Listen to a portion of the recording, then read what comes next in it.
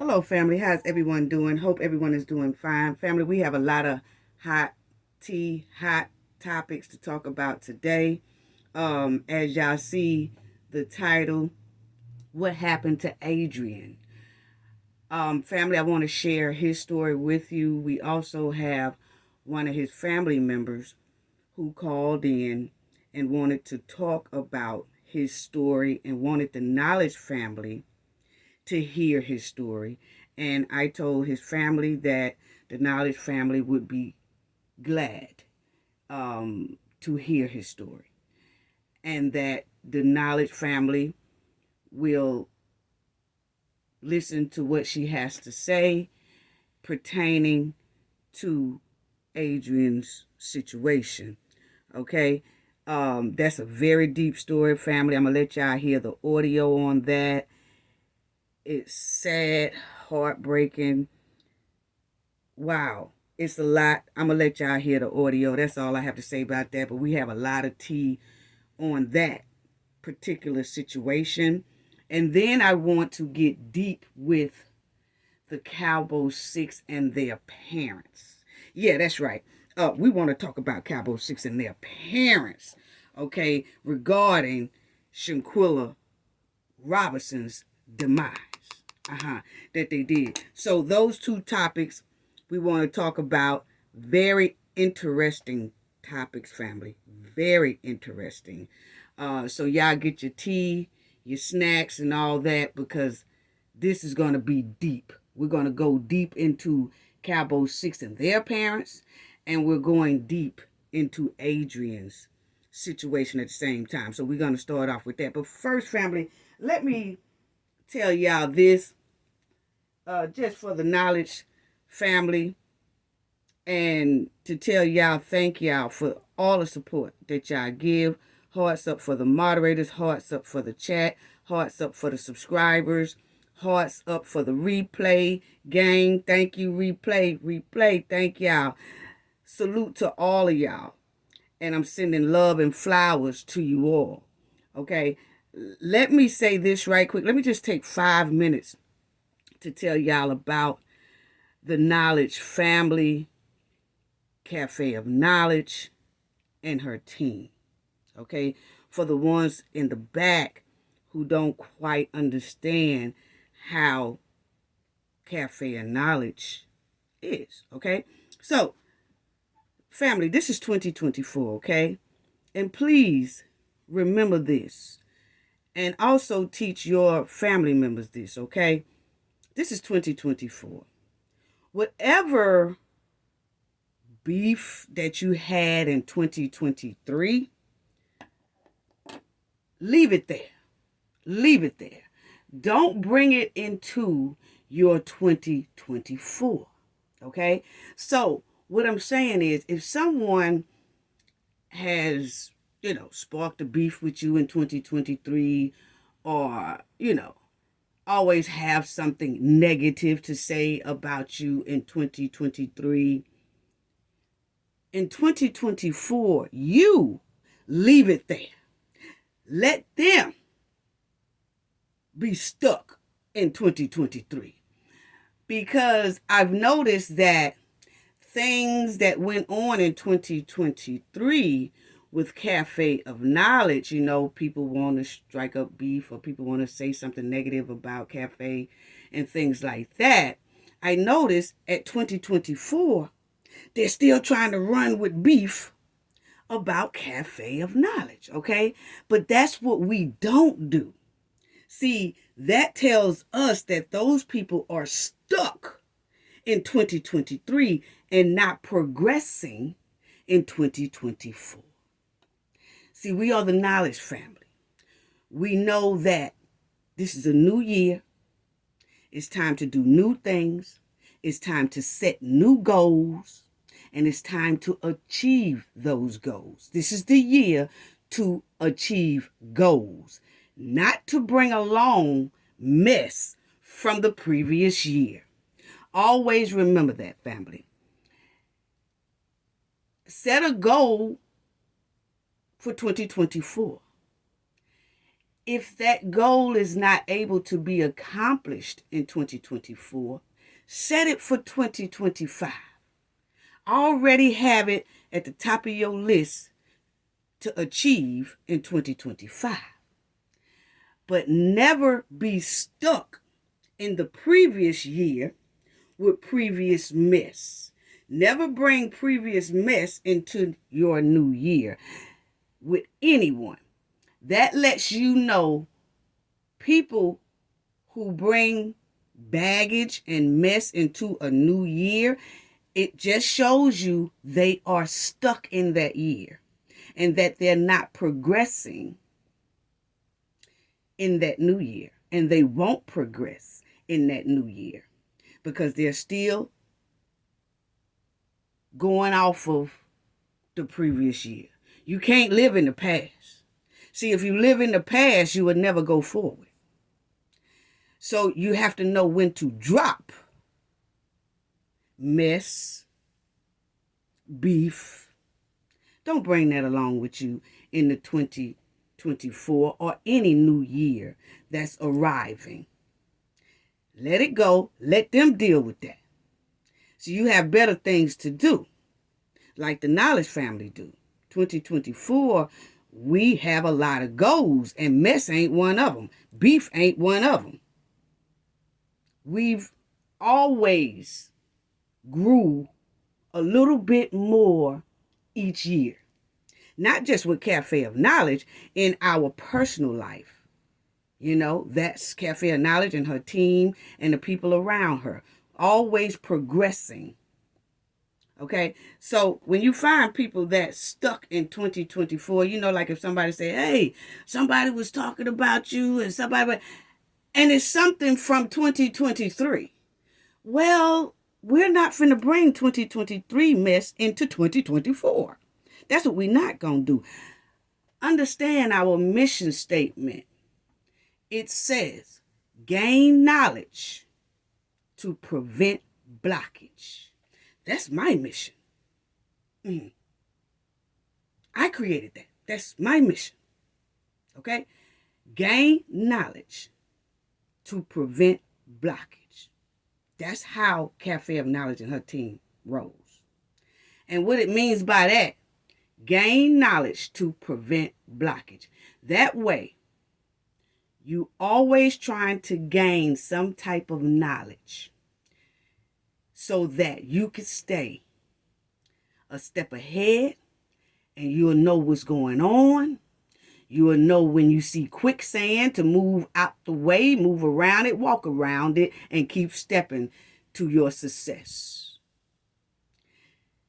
But you have to know that knowledge, and you have to know when you see quicksand motion, when you see backstabbing motions, when you see two-faced motions, you have to know that so that you can prevent the blockage. And you can move around the blockage and continue with your success. That's why it says gain knowledge to prevent blockage.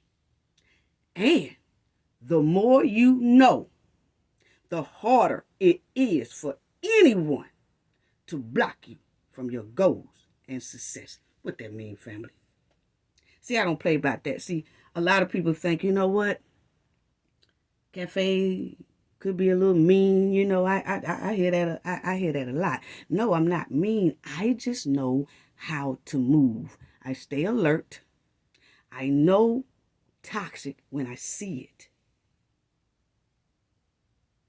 And I don't hang around it. See, some people will still hang around it. Cafe don't. The more you know, the harder it is for anyone to block you from your goals and success. So because Cafe knows when she see quicksand, because Cafe knows not to bring unnecessary beef into her 2024, because Cafe knows that she likes to be successful, she got to keep working to get her bag. See, the more Cafe knows the harder it is for anyone to block that goal and success. And see, that's what a lot of people don't like, people. So keep that mission statement in mind for yourself and for your family. Okay? Because the more you know, book-wise, educational-wise, all that, the more you know, the harder it will be for anybody to block you from your goals and success. And bringing in toxicity, beef, backstabbers from the previous year into your 2024, you will be blocked from your success. You have to know when to move and when to chop people off and when to let it go. So that's all I had to say about that. So people, in the future, never bring beef of the previous year into your new year. You have better things, better goals, and achievements to do. Whether it's for yourself or for your family. For that new year. And you stick with it. And you go. Don't let nobody distract you. Okay, so now, family, let's go to this Adrian Gardenhair. Okay, now let me tell y'all about Mr. Adrian. Okay, his sister called. I'm gonna let y'all hear that audio. Very powerful, family. And she requested that she wanted the Knowledge family to know this. And let me just tell the Knowledge family, and a lot of y'all know, but for the new subscribers who probably don't know, Cafe of Knowledge does a lot, okay? Not to toot my own horn, it's just what we do, okay? If you go to the playlist, you will see where I teach people about 10 different job fields so they can better their life, their career, their family can do the same. Okay? It's for free. Don't ask anything for it. Okay? Also, me and my team have been the holiday. We bought in the new year right at December, right at Christmas. Right at Christmas, all the way through the new year. We donated, I can't tell you, thousands of dollars of clothes to the Penelope House. Y'all know that's the women's sheltered, battered, in situations. If y'all don't know about the Penelope House, please go and check it out. But that's what we did. So we was working hard for the last 2 weeks of Christmas all the way into the new year. Making sure, and we just didn't do it to one. We went to different cities and states and did this to different Penelope houses. That's how we bought in our new year, with helping people, okay? Then on top of that, we handle about 10 different justice cases. We're trying to get justice for about 10 major cases right now. Okay, pushing with activists and things like that, okay, along with my lawyer team and things like that. And then we have where I stay on top of Shanquella to make sure baby girl gets her justice.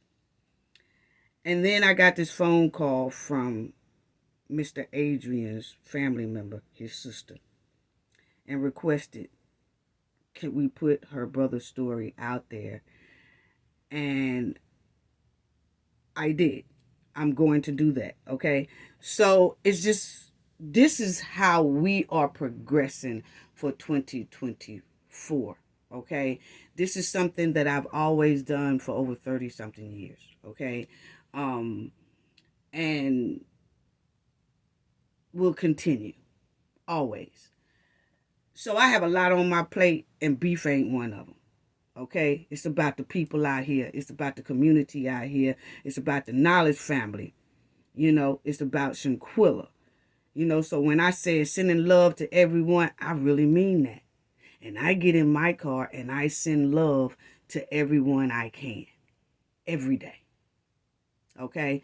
So rather it's in the courtroom, I have to go with somebody to the courtroom and be a spokesperson for them or advocate for them or whatever it is, I'm full. My schedule stay full. Okay?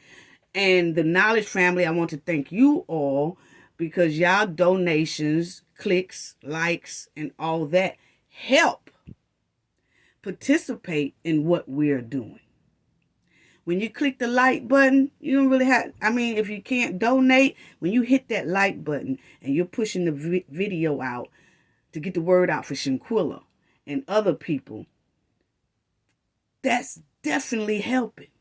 You are a part of helping getting justice. And when donations come in, we put it right back to something else. Just like we did, we put it into the Vanellope house. Okay? And no, I couldn't show the video or nothing like that because the Vanellope house is a very private place. It's supposed to be where nobody is supposed to know where these women are. Okay? So, until they receive the help and get themselves together. And then if they want to come out and tell their story or something different. Okay? But that's basically it. So thank you all once again. Okay, so now let's get to it because I done spent about 15 minutes on that. Well, only was supposed to spend about 5. So Adrian's sister contacted the Cafe of Knowledge, and I'm gonna let y'all hear that audio. Let me give y'all a story about what she says happened to her brother. Okay, her brother was. I'm gonna say it real quick, and then I'm gonna let y'all hear the audio as well.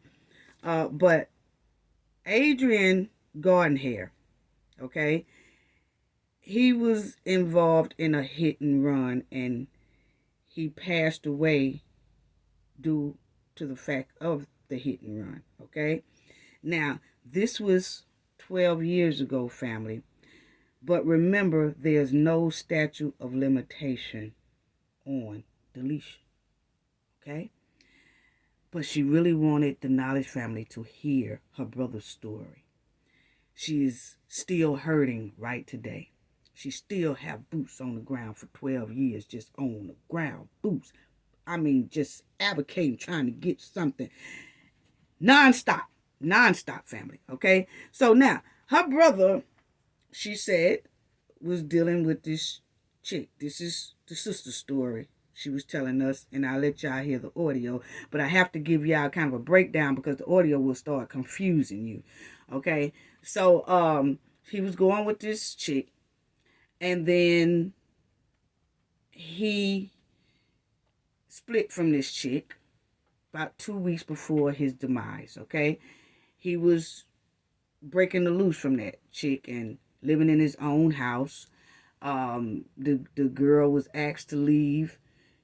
She so-called did, but she had 2 friends that he also knew, and one of the friends of her, his girlfriend, one of them name was Bruce and one of them name was TJ, okay? And so when he broke up with her, some type of way, 2 weeks later, he winds up in a car with one of the guys whose name was Bruce, okay? And winds up in the car with this man about 2 o'clock in the morning. And they gets on the highway. Some reason Adrian he gets out of the car for some reason. We'll talk about that. He gets out of the car. Another vehicle comes along and hit him. And he died due to his injuries. The person that he went to the store with disappeared. Then another car rolls up and sees what happened. But that car and that person name is TJ. The same person that so-called know Adrian or Adrian's girlfriend. Okay? But the guy that Adrian rode with took out. The car that hit Adrian took out. The TJ says, now this is all what the sister's telling Cafe. And the TJ just happened to be on that road and see the incident and calls the incident in.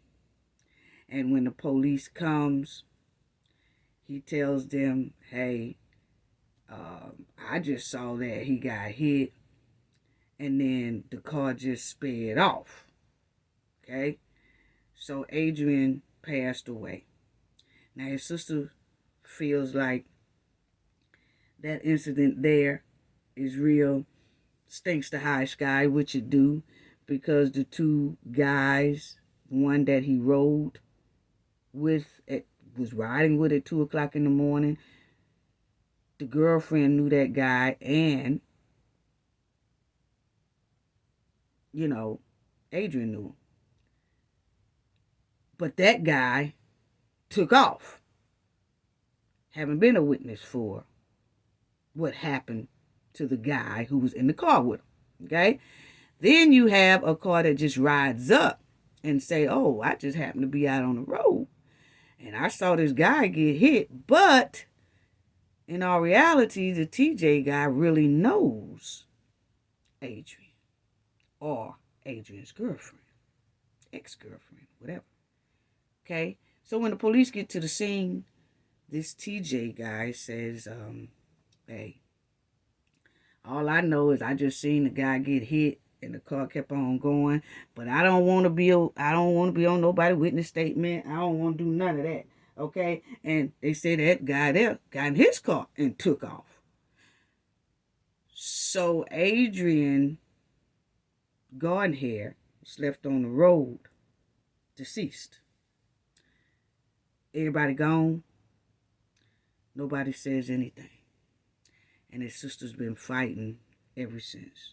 And she wanted us to hear his story. Okay? From my understanding, I'll let y'all hear it. They haven't really questioned the girlfriend, haven't questioned the Bruce guy who he supposed to been riding with, or the other guy who name is TJ, who said they saw what happened, but don't want to say anything else, and they jetted. Okay? So it does stinks to high sky. So she just feel like it was intentional. And it was intentional by the person or persons he was traveling with. Okay? And she feels like her brother, deletion, is being covered up, swept under the rug for nearly 12 years. But she continued to fight for her brother's justice with boots on the ground. And I'm going to let y'all hear the audio, family. But I'm just giving y'all a breakdown of the sister, okay? And Adrian's situation. And that's the only picture that she sent to me on the right hand side. I wish it could have been a little clearer, but it's not. But that's him. And a lot of people don't have kind of like the up-to-date pictures. And if so, she'll probably send me some up-to-date ones where I can show y'all how he looks a little bit more better. But that's him. Okay, that's Mr. Adrian Gardenhair. Okay, and she said her life has been threatened many times because she's pushing for justice for her brother. She feels like the Richmond police in Georgia department has kind of pushed her brother's deletion to the side, his case to the side for 12 years. But she's an elderly woman, and it was only her and him. Those were the only two siblings, her and her brother. Sounds like they was very tight, and she's not letting his deletion go at all. So, and I'm going to let y'all hear her say, talk about that. She said before she leaves this earth, she wants people to hear her brother's story. And maybe someone could at least kind of remember Adrian Gardenhair's story, and they can probably speak up, because sometimes, you could put a story out. She was asking, can you please put it on Cafe of Knowledge? It's worth a try, because maybe someone will see it and say, oh, I do remember that about 12 years ago, and I told my wife, I told my husband, I seen something, or maybe any little thing can be a help if anyone saw anything, because remember, it is no limitation, statute of limitation on deletion at all. Maybe somebody can remember, I remember when such and such car was banged up, because I'm going to show a description of the car and all that stuff like that, okay? But that's just what she wanted, just to get a piece of this information out there, and maybe somebody have a piece of information to return, about her brother's demise. And she's been having her boots on the ground very hard since her brother's passing for 12 years. She said it will always be in her heart to keep pushing for justice for her brother.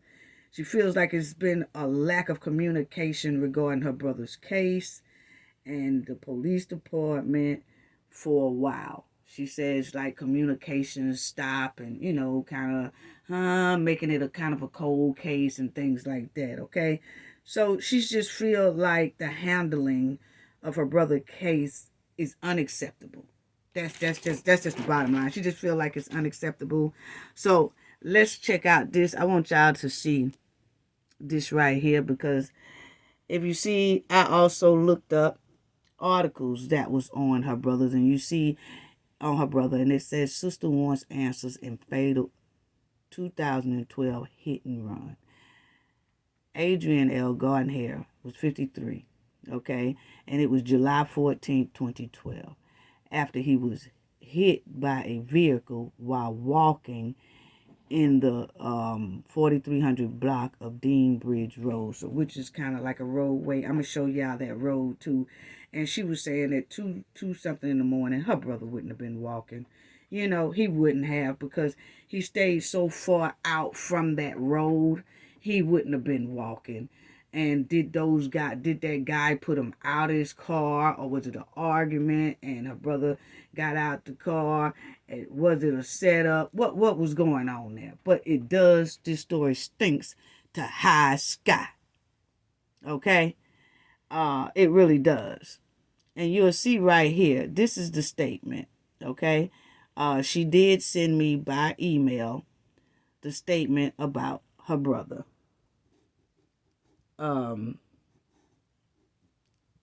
What the statement said and things like that, okay? So y'all will see that this is one of the corners of officers. But check this out. It says, I was dispatched to Deansbridge Road, just north of the landfill, in reference to a hit and run involving a pedestrian being struck. While en route, I was further advised by dispatch that the pedestrian was lying in the median, along with the shoes and a hat in the roadway, and that the caller would be standing by in a blue Chevy Monte Carlo with the flashers on. So they talking about the guy who is said to be TJ, that said he just so happened to be on that road and he saw this guy, saw Adrian get hit, so he called it in. But remind you, the sister said Adrian ex-girlfriend knows this TJ, and her brother Adrian knew the TJ a little bit, because that TJ and the one he so-called was riding with at 2 something in the morning has been to his Adrian's house, has been to his house looking for his girlfriend before. So this TJ is acting like he's just a person who just happened to just see an accident and pull and then calls it in and wait on the police to come. So that's who they talking about. That was on the side of the road with the flashers on, waiting, that he called the incident in. Okay. Now we back at with the flashers on. Not to call it with the flashes on. While traveling southbound on the 43 block of Deansbridge Road, I observed a shoe in the roadway, in which time stopped and located a black male face down in the medium and appears to be deceased. I then arrived the other 2 units that I needed to I then arrived at the units that I needed the southbound and northbound lanes blocked. Okay, he needed those lanes blocked and secured. Deputy Broom or whatever blocked the north side, and along the deputies, they blocked the south side. Okay, arrived medium 24 with a gold cross responds to the scene, contacting car 48 while securing the scene, and BM driving a blue Chevy Monte Carlo and they said BM black male. See, they're not saying his name because he said, I don't want nobody to, he don't want to tell his name, okay? And then it says, while securing the scene, okay? That driver of that Monte Carlo at the accident, right here, scene, advised the deputies that he called the accident in to dispatch. I spoke with the driver, at which time he advised the deputies that he did not see what happened, only say a blur, like it was only a blur, in the shoe in the roadway, and did not want to be involved. The driver then drove off south on Deansbridge Road. The deputies turned all the information over to the sergeant. Okay. So upon the sergeant's arrival. So the guy who seen it said, hey, look, I just called it in. And the sister said that guy name is TJ. But at that time, this guy didn't, I guess, tell the officers his name. He just said, oh, I just called it in, and that's it. I don't want to be involved. I'm gone. Y'all here now, so I'm gone. And they let him go ahead on and go, and he left. Okay? Never been heard from since. The Bruce guy, it is no statement, nothing about him, that her brother Adrian was in the car with the Bruce guy, but she said that information that he was in the car with the Bruce guy and things like that. So it's just somebody who's covering up some things, and then so that was it. So they did put it down as a deletion. Okay.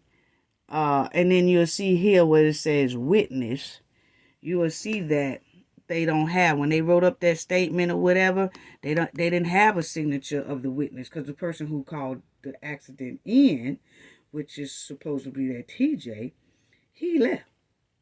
So they don't have no witnesses about this. And the so-called guy that Adrian was riding with, he left. And then the car that hit Mr. Adrian, it hit him and left. So there is no witnesses for this case. But somebody did this and not talking. Okay? And then you'll see here, this is the coroner's thing. And I hope y'all can see this. This is the coroner's report. Okay? I received the call at 0302 hours from Gold Cross EMS Dispatch on Saturday, July 14, 2012. Gold Cross Med 24 RCSD, Car B30, and other members of the RCSD. Yeah, I know what that word is. I try not to say it for YouTube. Sometimes trigger it, whatever. Team were on scene prior to my arrival. I observed the descendant lying prone in the medium of Dean Bridge Road at the mile marker 11.5, and the following observation were noted. The deceased's pupil was dilated, okay, and the skin was warm at the touch. He had a large laceration measuring approximately 11 inches on the crown of his skull, and his skull, is detoured. Y'all can read it. His hip appears to have been dislocated. His shoe had been removed at impact due to the violence of the collision. Okay. So y'all to see all that was going on. There was no vigor presence and no other trauma noted. Okay. The descendant was wearing white tennis shoes, blue jeans, white t-shirt, and a light colored outer shirt. Okay. There were no street lights nearby. The moon was at the third quarter, and there were no skid marks at the scene. DNR was at 3:04 hours, okay, by Dr. Jones, okay, med control. So now you see there mentioned this TJ, okay. The RCSD spoke with the subject that called in the accident, who did not wish to get involved and is only known as TJ. TJ said that he was southbound on Deans Bridge Road in the right-hand lane when a vehicle flew past him in the left-through lane and struck the pedestrian who was walking in the median.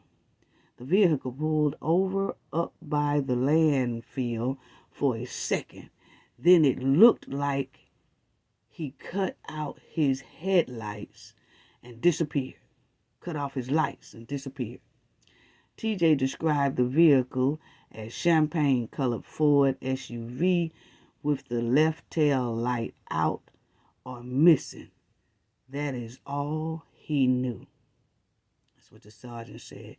They recovered some pieces.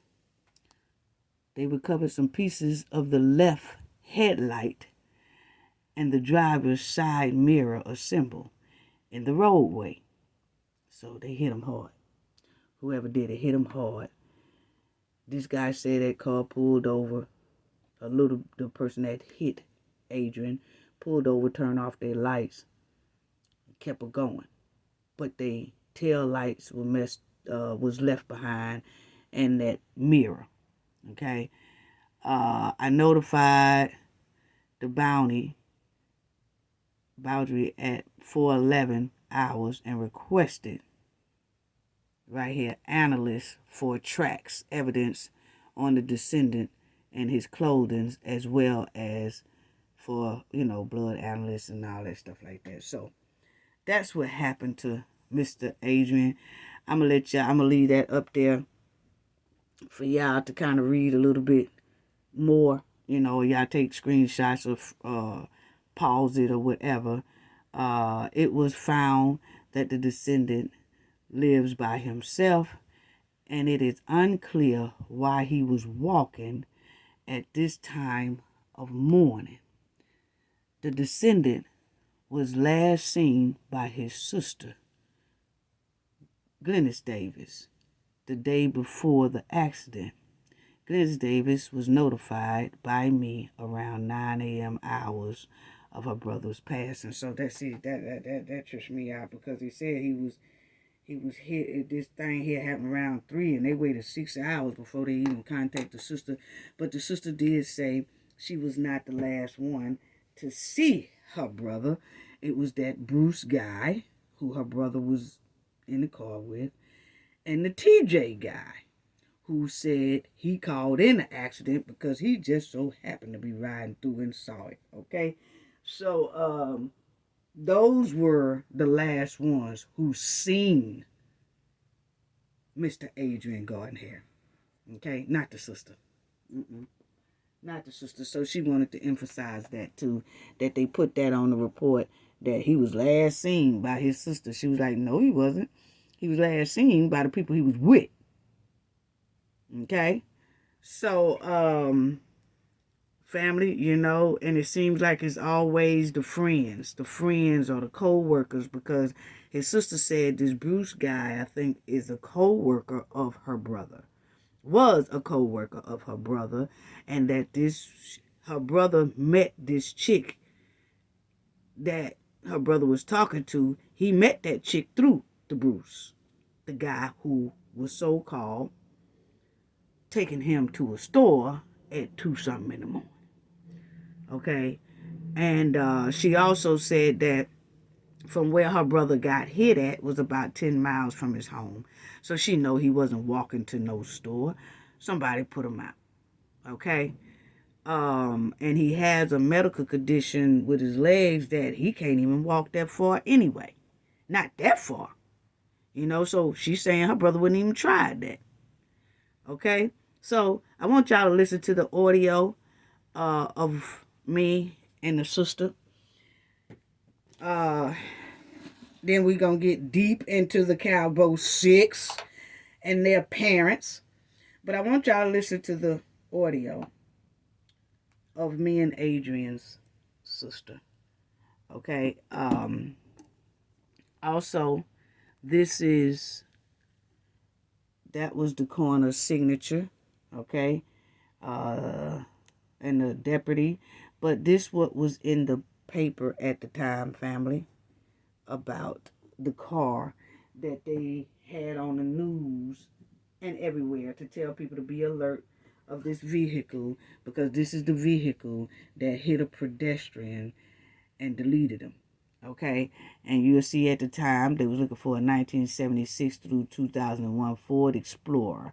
So I guess when they took the headlights or whatever that was left behind from the car that hit Mr. Adrian, and then they took that mirror also as evidence, then that's when they realized that that is the type of car that it was. Okay, so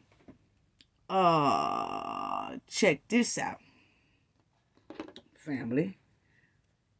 So that's the car that they was looking for. This is the road that her brother, Mr. Adrian, was hit on.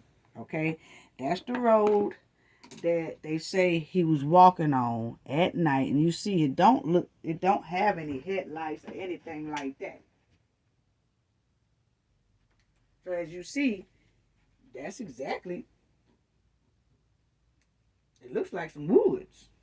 It looks like one of those county roads, not a highway. It looks like a county road, and it could be a highway. I don't know, because I see that's the medium. I see that's the right here that separates the other side of the road. So I guess you go this way, and then the other traffic come back over here on this way. But this circle is where he was hit and was deceased. Okay? And the other guy just so happened to be on that road. Why was he just so happened to be on that road? And then just so happened he know Mr. Adrian. And where did Bruce go? The other car that he was in that took off after he got hit, it's just a stink. This story stinks to high sky. And maybe someone can hear this and probably have a little piece of information that'll help the family. But this is the phone call, family, so check it out. Okay? Check it out. We can help you with. So just letting you know that our phone do record. No problem. Okay. No problem. Okay. Yes, no But okay, first, could you tell me what happened to you? Yes, yes. My brother was killed in a hit and run. This was July. This is a cold case, but it's still open because they haven't gotten justice for it. July 2012. But it was actually not just a hit and run, and he was murdered, and it was just two of us, and I've been fighting for it. And what happened was he was set up and everything, but it wasn't drug related, none of that kind of stuff. It was one of those cases where if I can't have you, no one else can. But what happened was law enforcement didn't investigate from the beginning. They didn't go to his house. Okay, so when she says it was one of them cases where if I can't have you, nobody else can. And that's what she was saying about her brother broke up with this chick about 2 weeks prior to him being deleted on that roadway. Okay? So, check this out. They didn't do anything. They didn't follow up. They just said, oh, that's an accident because this happened at 2:30 in the morning. And the person that supposedly took my brother, it was my brother, to the store at that time of morning wasn't nowhere to be found. Okay, excuse me. Was it a female or a male that took you? No, a male. My brother was it was my brother. No, I'm talking about who took him to the store. Was it a female or a male? No, a male took him to the store, but the male was someone that we knew. He knew. Took him to the store at that time of morning.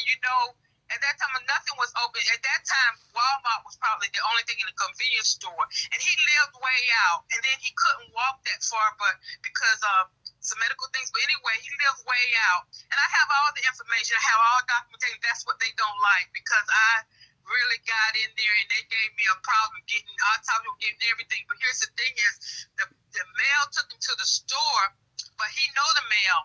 But what happened was when the car hit him, and it was supposedly an SUV. The only witness gave the initials. Did not want to get involved or whatever, but he. Okay, and please remember, family, as you listen to it, that she is very still. She's telling the story, but it's almost as if it happened yesterday for her. She, like she tried to get a story out, and then she jumps here, and then she jumps there, and it's only because adrenaline that she wants that justice, and she's just glad to talk to someone about it, And so sometimes it will sound like she's skipping and things like that, or you say, wait a minute, that don't sound right, because she's skipping a lot, but she's trying to get the story in real quick because she thinks that I probably won't stay on the phone long with her, so she's just spitting it out, and she's just telling it, and she's just trying to get it out quick. And then she has the emotion of losing the brother as well. So please take that under consideration.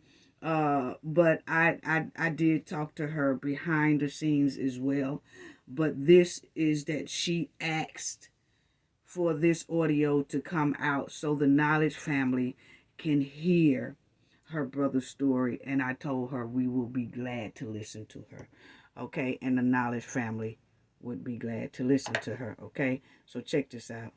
Now, the one that took him to the store when the car hit him or whatever, he was nowhere to be found. Nowhere to be found.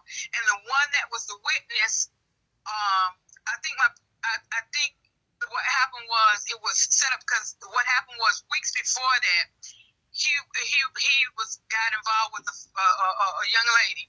And the young lady, she was coming around or whatever. He didn't want to be bothered anymore, whatever. And so when he had police had some reports come out because he was trying to get her from coming around his house. And when they came out, she had some mail coming to his house. And when they came out, that's why they weren't able to do anything with her and keep her from away. Okay. And finally, she said, "I'm gone. I'm gone away." But she really didn't because weeks later, and he was having a lot of problems with him. He was upset and mad, and he was, in other words, he felt for his life. She was that type of person, and he didn't know until he was introduced to her. So what happened was, then weeks later, this happened, and this person knew the one that took him to the store, and she knew I think she probably knew the one that Nishis wanted to remain anonymous. Okay, so I think my brother know him too. Okay, so hold on. So she knew the person who took your brother to the store. Yes, and actually that person came to the house that same day, my brother's house that same day this happened, is looking for this young lady, and then with another guy, and said, "Oh, we just came just to see was that true that happened to my brother." My brother's name was Adrian, and that's why they came there looking for her. But, okay, so hold on. So this happened in 2012. Yes. Okay. Yes. And then and then when they took him to the store, he got hit. Did they hit the car and he passed, or they hit him when he was on foot? He was supposedly, I got pictures of the highway and everything. It's a highway that connects like Georgia to Florida and all. It's like a main, and where it has 2 lanes, then a medium, and then 2 lanes. He was supposedly in the medium, walking at 2:30 in the morning, and the SUV hit him and killed him. Why did he get out the car with his friend? Well, we see, that's what I'm trying to say. I got you. He was set up. I got you. But the friend was still but the friend was still He wasn't a friend. He was the person that he knew was a coworker. Okay. And he knew him, and he supposedly took him to and he admitted to this. But see, the police wouldn't even talk to him. I had to get them to talk to him about it. They wanted to say it's an accident, and when I went to push it and going to meetings and stuff, and they saw I wasn't gonna let it alone, they supposedly said, yeah, he did admit to taking him to the store, but they don't want to talk to him because they know he got the truth. So you understand what I'm saying? Right. So my brother, took him to the store. Okay, so that car didn't stall or nothing. No. Okay. The SUV that hit him and killed him. Okay. In the medium. Knocked him just, I got you. In the medium. Killed him. And the one that named TJ, that was the one that wanted to give the initial. He was the one called it in, but he was the one. He's involved too because he knew, and that's what I'm saying. I think he stayed there to make sure he was gone. And when the policeman came, then he left. He didn't want to give them any information, anything other than he saw the SUV. He said, finally, when I went to the meeting, come to find out, he gave them statements to say what kind of SUV it was, and it was the tail light was out on the left side and blah blah. And when he hit my brother, came speeding around him and stuff, but yet and still, he wants to remain anonymous, and that's what they kept telling me till I went to meetings and got the reports. You understand what I'm saying? So they wanted to cover everything and push it on the rug. And the one that was TJ that saw it and everything, that's what I'm trying to say. When okay, so the guy who took him to the store name is TJ. The one that took him to the store was named Bruce. But okay. the one that saw it supposedly and called it in, but he left, and then come to find out later on when I got more reports, he said that TJ, the one that supposedly saw it and called it in, said that he didn't want to be involved, and he didn't want to because he was in trouble with the law, and that the one that hit my brother would know his car because he had a distinctive, those classic cars, those membership seats where they had those Chevrolets and those, you know what I mean? I got you. He had a distinctive car. But see, that policeman, so after I kept pushing. That distinctive car she's talking about is that Monte Carlo. You know how some guys get those Monte Carlos and soup them up, to look jazzy and different, with rims, colored paint, and sparkle paint, and things like that. So that's what she's talking about, distinctive car. It made them look bad, and the news came to me. That the distinctive car is what one of the guys was driving, not the car that hit her brother. Okay? At first, and they were helping out, and they did even a report. They did a write up in some years a write up for me. They did what until when I started really pushing it, y'all trying to push it on the rug and stuff, and that made them look bad. Then they took and put something on my number, and anywhere I called then about my brother's case, so they had my known number and all that. And over the years, I've been pushing, and they said, "Oh, we don't have no." And then they said, "Yeah, we do." Finally, they said, "We just waiting on that young lady to find her." The young lady that's involved, supposedly they couldn't find her. And up to this day, they say they couldn't find her, but I found her on the internet and called her, and I knew she was in the area anyway. They don't want to because it made them look bad, and so rather than to do the right thing, they retaliated, cover up, retaliate, everything. Okay, so that TJ, how did he see the accident? He was in his car driving, supposedly. That's what okay, so that's the one who took your brother. No, the one that took him to the store was nowhere around. Oh. He just admitted, and he admitted to some friends, because I did some investigating on my own. I went out there and went in the street, and he admitted to some friends, because see, we know them. We know them from went to school or whatever. Okay, hold on, because I'm getting hold on.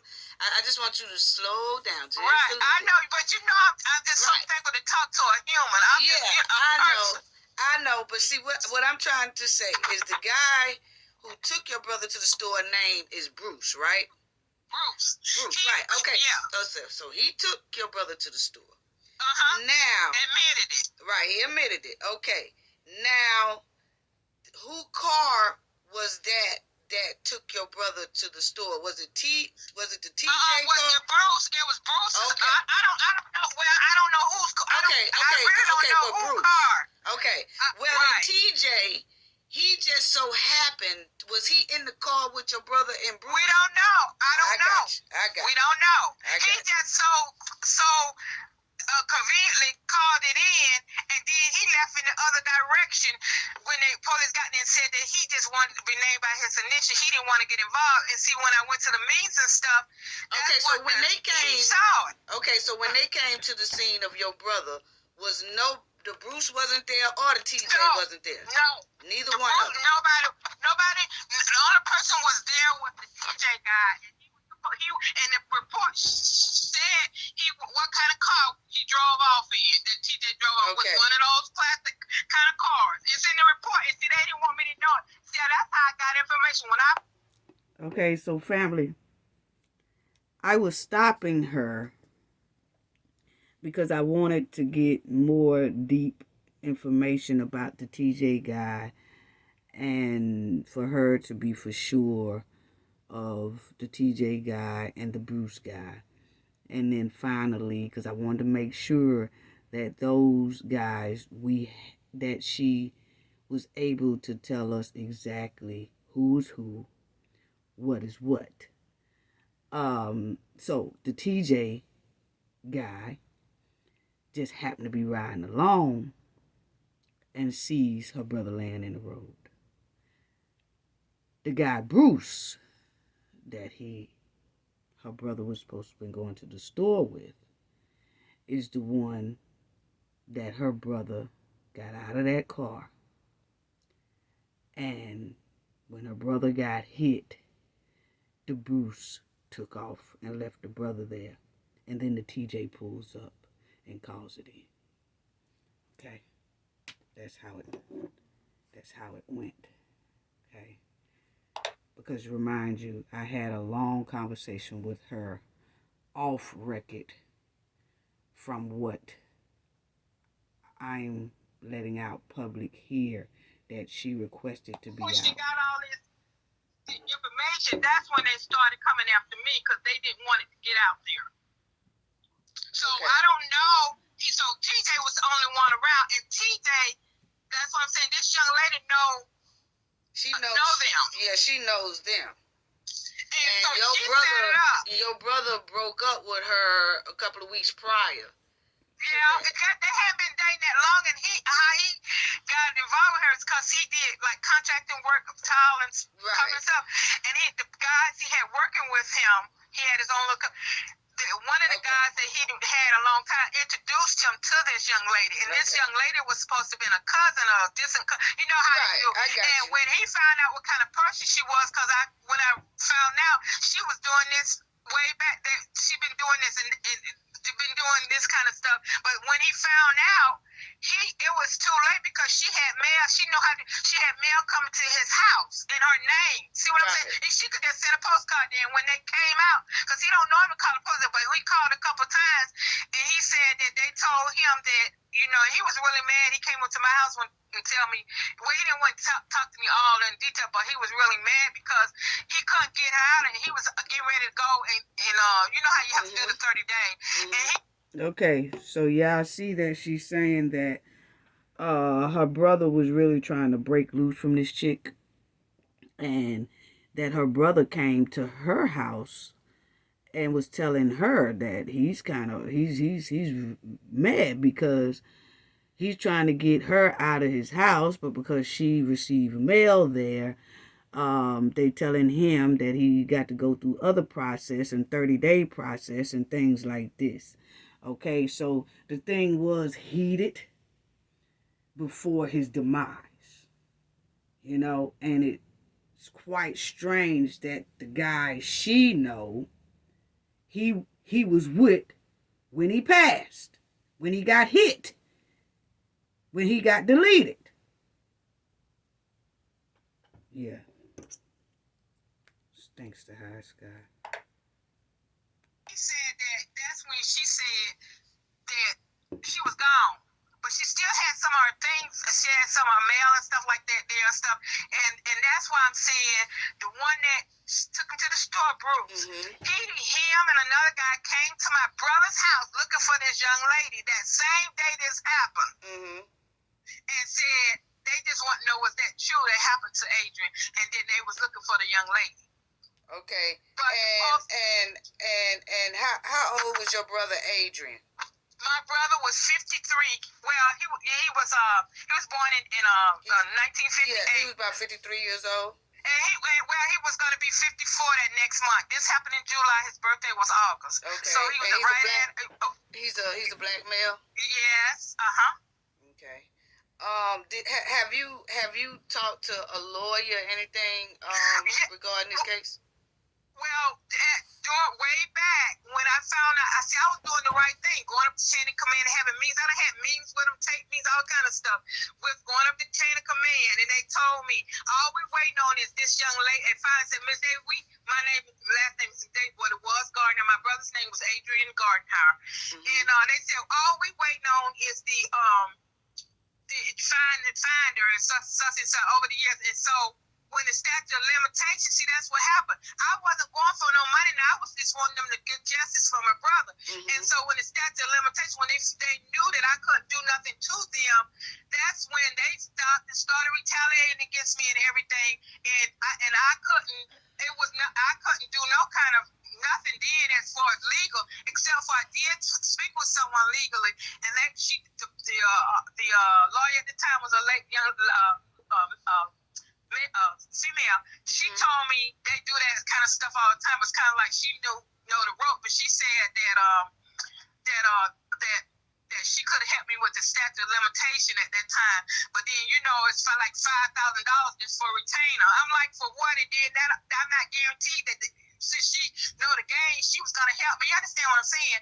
And so she said, well, let me give you a private eye number, and she did. And I called a private eye. Private eye came. Help me pro bono, but what he did was he friends because he used to be a cop in that sheriff department, and when he took it over, he said, "I'm gonna do this for you." He said, "The answer's right here. They have everything they need right here." But then when I got in there, and he got another one to come and help him. That's when he said, "I'm just gonna turn over the list of cards." They got the list of cards of all the cards matching that description, not just statewide, but all over. Right. All of you, and turn it over to the police department. And okay, well, do you have? Because he found out he was free. What they had done, and then he was friends with him. And you know what he told me then? And then he said, "I'm gonna just turn it over because we gotta work with them." Okay. So you know what that meant. Right. Okay. Well, but tell me this: do you have the police report of your I have brother? everything. Yes, ma'am, but that's what they don't like. Because I done put some stuff out there. And they done threatened my life. Okay. I'm telling you, I can send you a lot of stuff. I can send it if you tell me where but see, that's another thing. I don't know if they intercepted my man because they intercepted my email. I can't send the pictures on my phone. If so, I don't need any pictures. All I need is like you send us a police report and through the email. Just send it in the email. Well, let me. I'm saying just take a picture. Just take a picture with your phone.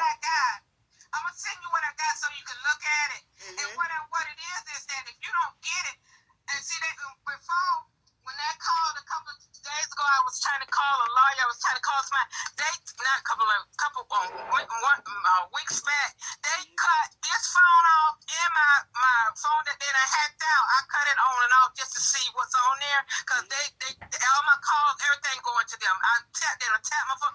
And then why they doing it? Because they law enforcement and they can do it and nobody can get away with it. I done called they didn't find any drugs, anything like that on your brother. The only thing they found, he alcohol, and I believe that they gave him alcohol because ain't no way. I believe they made him get out, and that's how he ended up in that medium. That's how that car came right on conveniently and hit him and killed him. Okay, what about the car that hit him? Did that car stop? No. And they said that no. That's why I'm saying no. Okay. It did not stop. So we don't know. No, it did. But I was just explaining to you. Okay, and remember, family, that in the police report that we read, that she sent in to me and the knowledge team, the TJ did say that the car that hit him pulled over once it got up a little bit, and then it turned the lights off and took out. Okay? But at the time, I guess they wasn't... Right. What happened if you can't get me on the phone, I'll try some way to get to you, but to know that what they did was they cut my whole phone off, and that's why I couldn't get no calls, couldn't nothing in for 2 days. Right. Why? Because they didn't want me talking then, even now. And so... And they have threatened my life and everything. Okay. I'm telling you. Well, we could definitely I could point you. Why I'm trying to tell you this is because this is serious. And when they do that, that's because they got something to lose. Their jobs is at stake, miss. And I'm telling you, in this last year, that's what I'm saying. They done tried to silence me and with all this and not, and then they done threatened my life. Okay. Because I have this. So what I'm saying is if you don't, I don't know if they done went in there because they law enforcement and done intercepted because I did send some emails off. I haven't heard from nobody. Okay. Well, do this for me. Are you there with your paperwork that I'm out now, but I could be home in as soon as about 30 minutes. I can call you. But what I'm gonna do is I can get it and send it to you. Yes, If you don't get it today, because I'm gonna send it right up and it should come right to you. Give me the email. And if they don't mess with it, because see, I believe they following me because they're trying to see, because I done sent some stuff out before and it didn't get there. You understand what I'm saying? I done sent emails. I done sent stuff to the Attorney General. I done sent stuff. They told me the inspector. I done sent stuff all over. And I haven't heard nothing because I sent the email. But see, I couldn't send it with my email address because they got all of them. That's how they hacked in and everything. So I sent it off, but I'm not getting any. So that's why I don't know if they get it. So I just called. I said, well, let me just try to call this number. And I'm gonna erase your number as soon as I get off. But tell me this. Hold on, baby. I do understand. But how did you How did you know to contact Cafe of Knowledge? Because I have been seeing you and I have been liking your content, but I can't even log on to any of you all now because I was doing it on my phone and see they got it hacked out. Okay. And so I would not call in, when you had the live, I would not because and I wouldn't call and email and get on and subscribe and start talking because they That's what they're doing. They listen to everything I do and seeing who I talk to so that it can't get out there. Okay, well, this is what we'll do, baby. This is what we'll do. Hold on. This is what we'll do. I'm going to give you the email, and then just send me the police report and you know, everything that you got far as the police report, okay? Then when you send that, we can be able to put it on the air with your approval. Do you approve to tell your story on the air? That's what I want, and that's what they don't want. Okay, but hold on. I mean, I understand what you're saying, what they don't want. But I would take it, and then I will share it with our knowledge family. Our knowledge family and our knowledge team. This is what we do all the time. We got about 20 other things we're working on just like this. Okay. Okay. But the thing is, get this email. It's all. Huh? The email is all lower caps. It's cafe. All together. Cafe of Knowledge. Okay. All of them located. As Cafe of Knowledge locates 88 number 88 at gmail.com.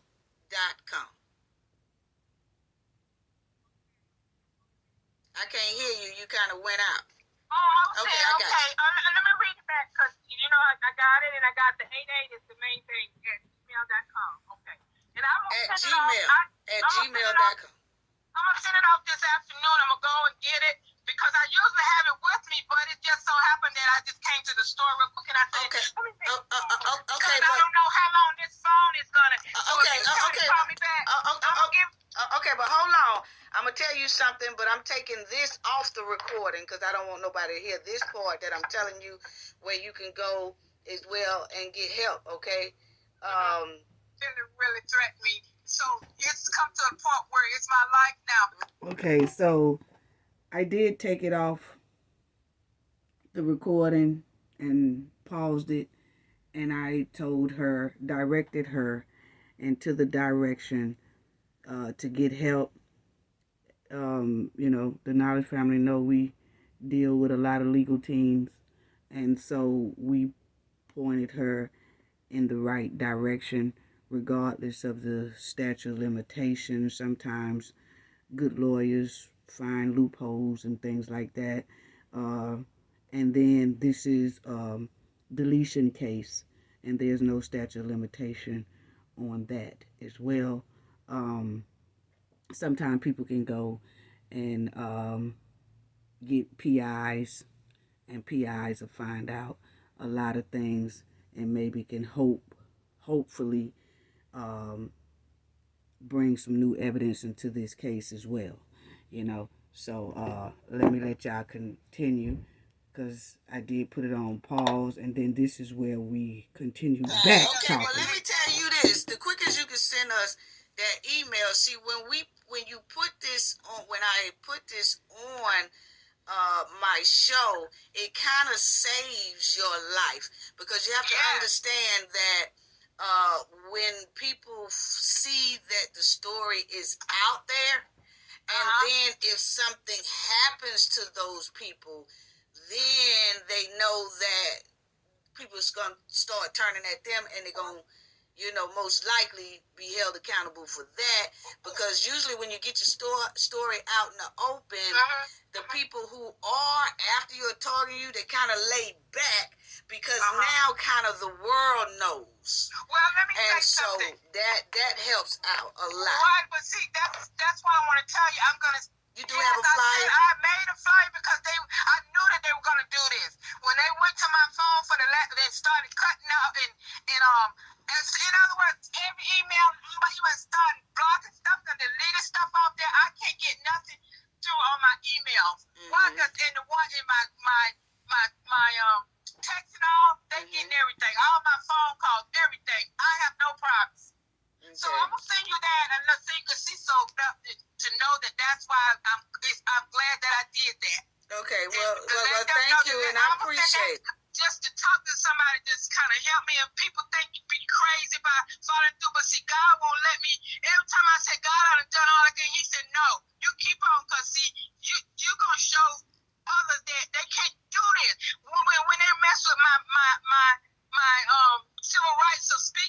trying to take away my all this. That's when it really got me. Right. Right. So it's only you and your brother that's It was only two of us as far as siblings. Well, I'm sorry to hear that. And yeah, I'm glad. So holidays and all this. I celebrate every day, but you know what I'm saying. And that's why I fight. I fight hard for him. Right. And I'm so glad. I'm so glad we could be a help. And like I said, you contact those lawyers that I know, and you should be okay, regardless of how long. I think they will be able to find some type of loophole for the statute of limitation, and just talk to them, and but definitely send me that stuff on your brother first before you do that. Right. And then because I might not even I gave you. I gave you the number, so you contact them. So you just make sure you contact them, and then I believe you'll be okay. But I definitely will get your story out here after I get those. I don't want to keep. Right, but it still helps if you send that stuff to me. And I get it right, but listen to me. One second. When I put it on on our show, right?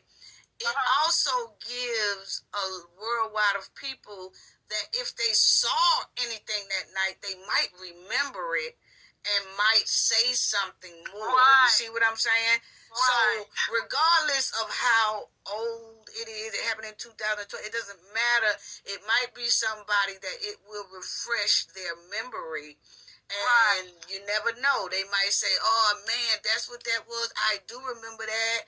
I told her," and then it might help a little bit more. So that's what I'm hoping for will happen. It's a matter of my brother gave me the name of a mechanic, the one that was our friends or our family. Mm-hmm. And I went to him, I talked to him after my brother's death, and when I mentioned, I said, "Do you know T, there's somebody named Tissy with these cards?" And he said, "Oh, I'll get back with you." Ain't heard nothing from him since then. Oh, yeah. And then somebody else told me after they heard that, said that, "I don't know if you should be filing for justice for Adrian because it's not worth your life." But that was way back. It didn't stop me. Right. Because so it's about snitching also. Some people do know stuff. This Bruce has the whole key. Yeah. I believe if he wasn't the one that took stuff, if he didn't do it or whatever, if he didn't do it, he know about this. Them people, the ones that have done it. Right. And they said that he looks real bad now. He's asking about me and wanting to know about me. I told him to come to call. Well, I tell you what, I know what you're saying about the snitching and stuff or whatever, but what I can say is that people, once they see a story and they hear it or whatever, it had to been something that had you to call the Cafe of Knowledge. I'm glad you did. But thing about it is God led you in certain directions. You've been fighting, you haven't let it go. So you just never know what's in our high power's hands. But for some reason, you made this call. I had to go through it. Right. You made this call, and maybe this is the justice that might peek open a door for your brother's justice. So let's look at it like that. Maybe this is a door that's getting ready to open for your brother's justice. It's worth a try.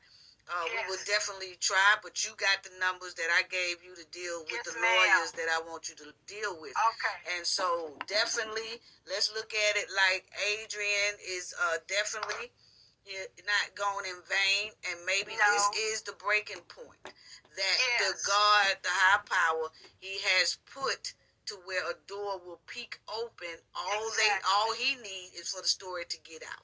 Exactly. So that might be it. Right. Yeah, he gave me the strength to get through all these years fighting for him. Right. And to get to you. Right. Well, thank you. I'll get back okay. To you. Okay, so that was it on that call. Okay. So we did point her in the right direction. This is when I talked to her probably a couple of hours later after I got all this that y'all see on the screen, the documents and stuff that she emailed, and that we also gave to professionals that we know. Okay. This is the last recording that we did. My point is this here thing with the phone taking over my whole thing. That's wrong.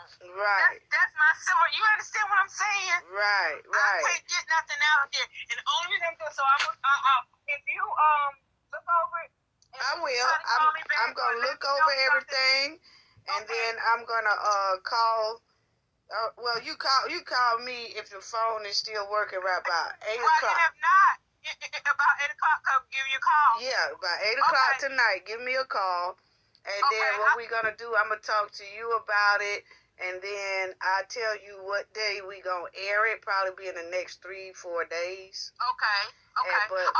But call me back definitely at about 8 o'clock. Okay. Now, if you don't hear from me or whatever, you know that I couldn't get you on the phone. Yeah, I know that you couldn't get me. Right. And I have to get to you another time because but I'm still put the story. Yeah. I still want to put the story out because I know you said you want people. Put something out there. Yes, right. ma'am. You but want know people that to know. if I don't, it's not because I'm not gonna. Because see, right. a little bit of time you see me in these few hours, you see everything I say I'm gonna do. I do it. Yeah, you and did. Then if I can't do it, I'm gonna tell you I can't do it. Yeah, you know what I'm saying? Right. So please bear that in mind because they still have a chance to come in and cut my whole phone. You understand what I'm saying? Yeah, well, we definitely gonna share it with the Knowledge family and the world. Yeah, let them know what they doing, and I'm a senior. Yeah. I'm a senior, and this is the thing. I say, God, I want to see at least it out there before you take me out of this world. God, just let me know that much. You understand? Right. That's all. Is that what please? And you know what's blessed my heart is that I was able to talk to you, a person, and I was talking to the law firm. I talked to a person. Yeah. Okay. And I was able to talk to you though. You the first. You first didn't even say, well, you said, let me listen to what you got to say. You understand what I'm saying? Right. And you understood. I really appreciate it. Well, I appreciate you. Okay, and I'm finna get right on it. I'm finna get right on it and check out your brother's stuff, okay? Okay, blessings to you. Thank you. Blessings to you too, baby. Okay, bye-bye. So that was it, family. That was the last call that we had.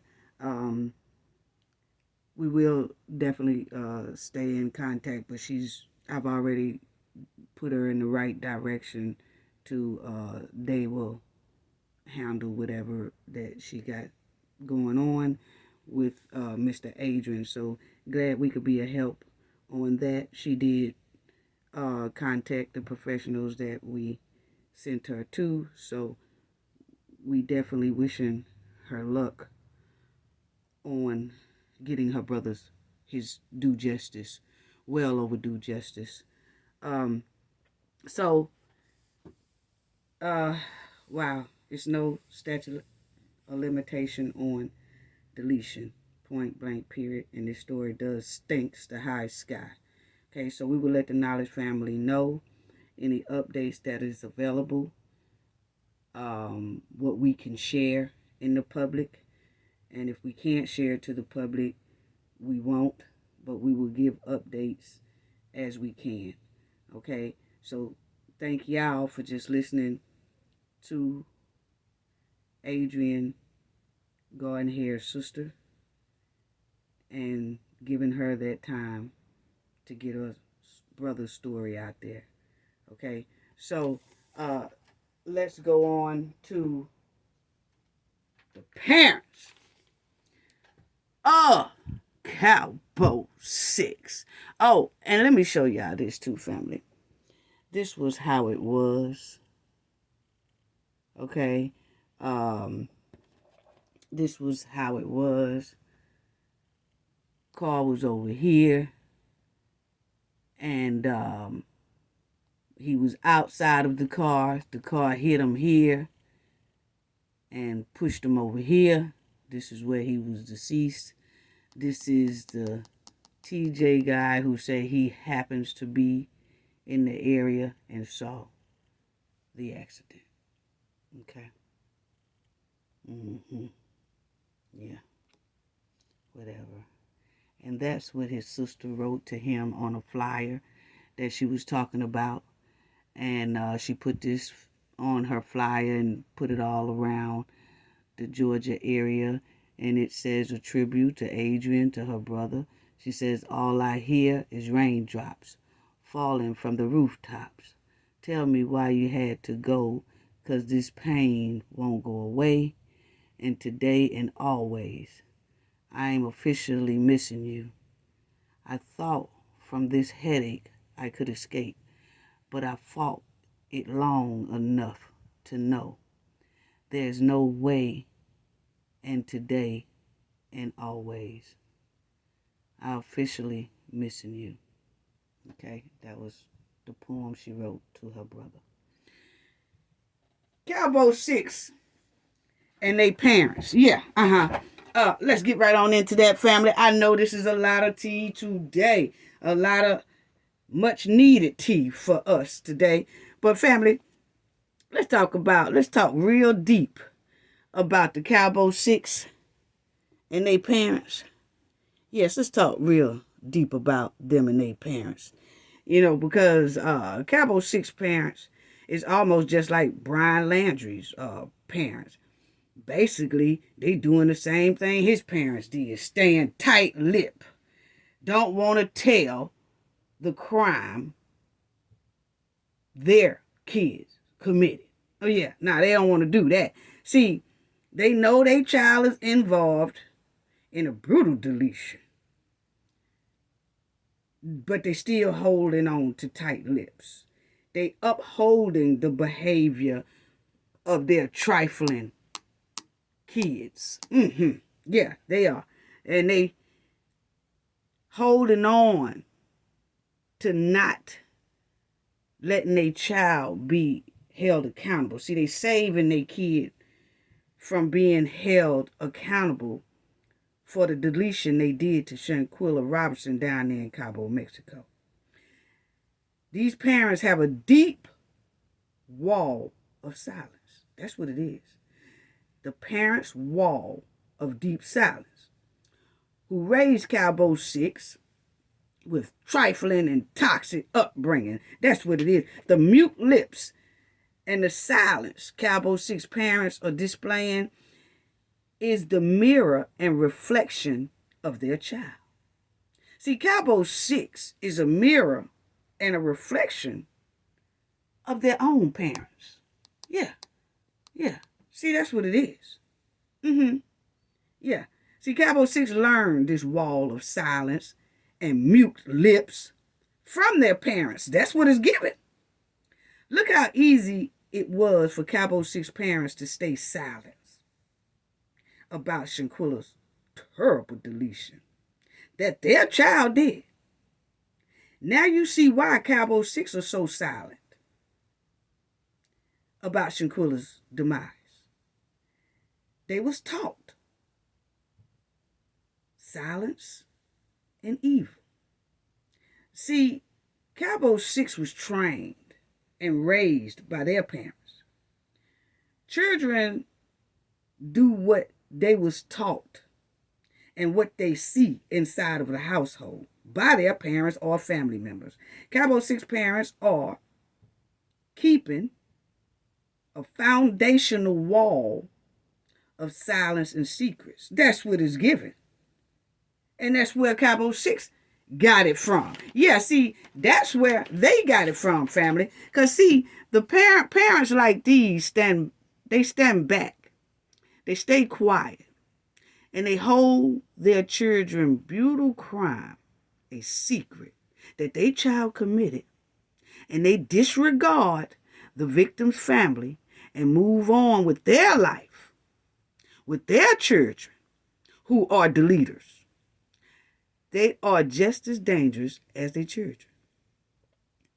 See, the reliable word that I have gotten, said that sometimes the Cowboy 6 parents or family members, uncles, cousins, things like that, can see the Robertson family, like out in passing, and they won't even speak, won't even give condolences, nothing. Just think about that. See, a reliable source told me that sometimes the Cowboy Six can run into some family members of Shanquella, like in a grocery store or somewhere like that out on the streets. And the Cowboy Six family members will look at the Robertson, some of the Robertson family members, throw their nose clean up in the air and won't even say at least hello. Won't even give a drop of condolences. Nothing. Act like they don't even see them.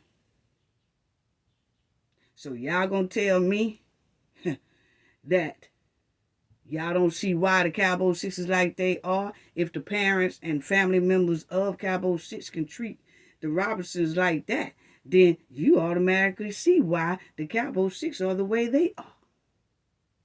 No empathy, no sympathy.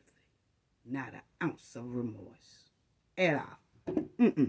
No, they don't. They don't have any.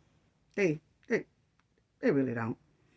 You know, these parents know their child deleted someone out of jealousy and evil. Not self-defense, just pure jealousy and evil, and it seemed like a little ritual thing going on. But these parents are turning a blind eye and condoning the child's behavior and shielding their criminal behavior. They condone what their child did in Cabo, Mexico. Hey, look, that's what it's given. Because they haven't shown an ounce of remorse or sympathy for the Robinson family. They haven't even, the parents of Cabo 6 haven't even called Mr. Robinson or the other members of the Robinson family. Haven't even called them, haven't even given any cards. They haven't even sent a card out, a $1 card with a stamp on it saying our condolences. They haven't even did that to the Robinson family. They didn't even give Mr. Robinson a sympathy phone call. Nothing. Instead, they throw their nose up in the air and walk past them and the Robinson family like they the shit. They throw their nose up in the air like F the Robinsons and their daughter. This is what type of energy they giving off. The parents are giving off. Now you see why Cowboy 6 have no remorse for taking Shanquella's life. The parents are demonic and evil as well. Hey, that's what it's given. I'm sorry. You know, now, I'm telling you. And it seemed like that's where they got their ways from. The evil was passed through the wound and the milk. Yes, it was. Evil and demonic spirits is running thick through their blood. That's exactly what is given. Look at all the deaths that's surrounding the Cowboy 6 family. Because you remember that, not Khalil, but Nizia's mom said, hey, my baby done been through about he had 4 family members. He lost 4 family members in 1 week. Our condolences, but wow. You know, then you had Elise took off after her sister's demise. Rest her soul in peace. Then you have Khalil. He just around death and criminals all around him. Jailbirds, things like that. So what's really going on? Then you got Malik. He running around doing underground parties. Ain't no telling what's going down underground. Because he is a criminal that can't be trusted. So my thing is, it seems like not only are family members dropping like flies around them, also people who they befriend drop like flies, like Shanquella Robinson. They wanted to put it on alcohol poison and was going to keep it like that until the video came out. So to raise a productive and loving and caring human being, you have to be a productive and loving and caring human being. Cabo 6 parents failed at that task. Look at them. Look at how they are. Look how quiet they stand. Look how quiet the family stand. Look how silent they are. Look how they have not shown any remorse. Look at what their children did. And look at how the parents are moving and the Cowboy 6 are moving after Shanquella's demise. The parents don't care nothing about Shanquella or her parents. They just like their children. Don't give a damn. See, that's where Cowboy 6 got it from. That's how they was raised, according to their behavior. That's where Cowboy 6 ice cold heart come from. Look at the ice cold heart of their parents. They have not gave a sympathy card to the Robinsons. They have not gave a sympathy phone call to the Robinsons. Then, if they see some of the Robinsons out on the streets in passing, they still throw their nose up in the air and won't even speak to them. Won't even give condolences to them. Nothing. Y'all want to know where Cowboy 6 got their ways from? It's who raised them. Yeah, that's exactly what it's given. Parents' duty is to steer their children in the right direction. In the right direction for a successful life. But these parents won't do the right thing regarding Shanquella's case and won't steer Cowboy 6 in the right direction to do something right. Cowboy 6 parents are ignoring Shanquella's crime that their child did. Cowboy 6 parents are sweeping Shanquella's deletion under the rug to uphold their child. Cowboy 6 parents have been protecting, basically, their child. So Shanquella don't get the justice for the crime their child committed. Come on now. Are you serious right now? You know what I'm saying? Are you serious right now? See, check this out, family. Right here. Because, unfortunately, many parents and caregivers are not well versed in parenting. Yeah, see, talking about the Cowboy 6, yeah, parents, and do not always understand or accept the harm they are doing or allowing to be done. They often rely on past experience of how they were raised or the advice of other caregivers who lack a modern understanding of contemporary child rearing strategies and techniques. Many are trapped by fear of consequences of the action of others. They often leave the generational damage to families that not only harm kids but teaches them lessons that may carry forward into their own adulthood. So what it's saying is, basically, these are the type of parents that Cowboy 6 are, okay? They uphold a child in wrong, always have, never held them accountable for nothing, basically. And that's how come they turn out the way they have turned out, okay? Because their parents is trifling, so that's why they trifling, okay? Because when you know that your child has done a brutal crime like this and you stay silent and you don't want to say nothing and you want to hope that the victim does not get justice just to save your child from going to jail, something is wrong for that, and you knowing that child is dead wrong for that, what they did. But you're going to hold on to it. You're not going to do anything right. Not even send a card out of sympathy.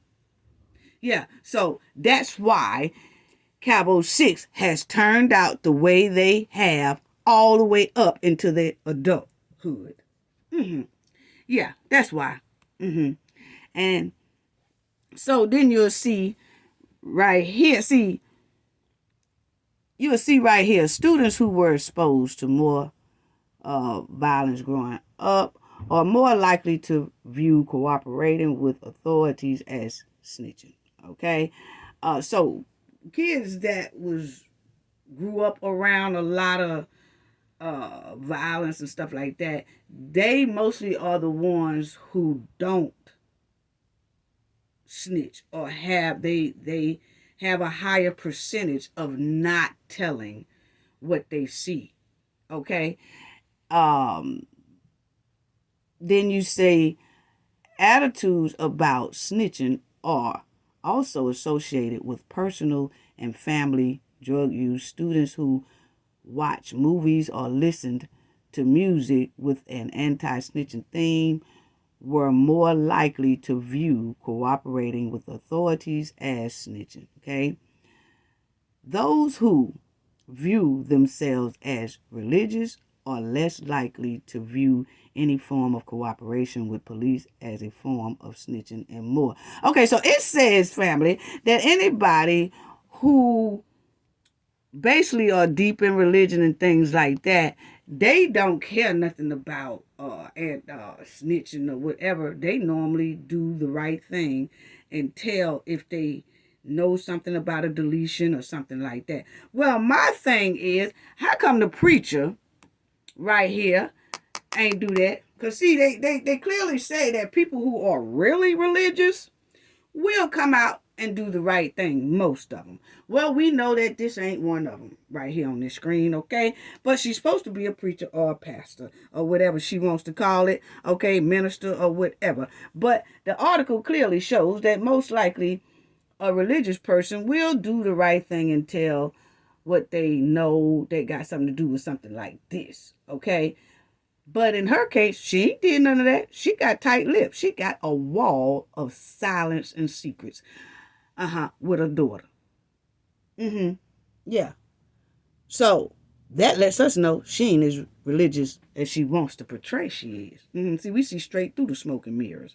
Yes. Because see, Elise Hyatt, mother, Annette King, and see, she's a king too, had Dina King made the decision of no criminal charges against the Cowboy Six, and her name is Annette King. Okay, so we trying to figure out, is there any type of relations or are they related? If not, just let us know. No, let the concerned public know, and we just, if not, just say not. Okay, but anyway, we could tell this ain't no real preacher, minister, or whatever she want to say, because the article clearly say that religious people will do the right thing. She has not done a piece of the right thing, okay? No, she's just going on with her daughter trifling deletion that she was involved in. Yes, So anyway, so that article told us that religious people do most like to do the right thing, not her, okay? So Elise Hyatt, mother, it shows that she shouldn't even be preaching to nobody because she's not really a religious person. Okay? No, she's not. I'm sorry. That's what it's given, okay? Now, she's following and holding the book, but she's not. She's talking about what's inside of the Bible she's holding, but she's not abiding the rules that's inside of that Bible. Why is that? If you a preacher, minister, or whatever you are, she can't be really religious. She can't be a religious person or a follower of the book she holding, because she holding on to criminal information and turning a blind eye to criminal information that her daughter is involved in. Preaching full of sin. That's what she's doing. Preaching. And she full of sin. And holding sinful, brutal crimes to protect her daughter. But she preaching to the public and gonna tell the public how to live and how to do the right thing. But she ain't doing it. Come on now. Come on now. Come on now. You know what I'm saying? So, you will see right here,